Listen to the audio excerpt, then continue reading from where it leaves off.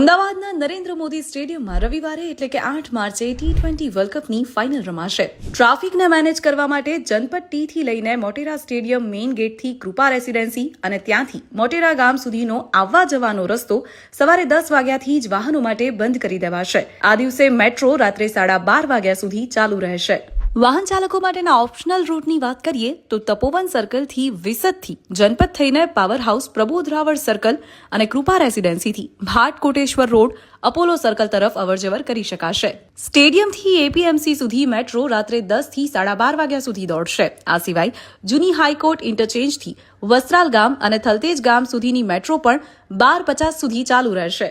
India અને New Zealand વચ્ચે યોજાનારા આ મહામુકાબલામાં વીઆઈપી સહિત 1 લાખથી વધુ લોકો મેચ જોવા આવશે. એટલે પોલીસે ફૂલ પ્રૂફ એક્શન પ્લાન તૈયાર કર્યો છે. 7 DCP, 10 ACP, 25 PI, 78 PSI, 1470 constable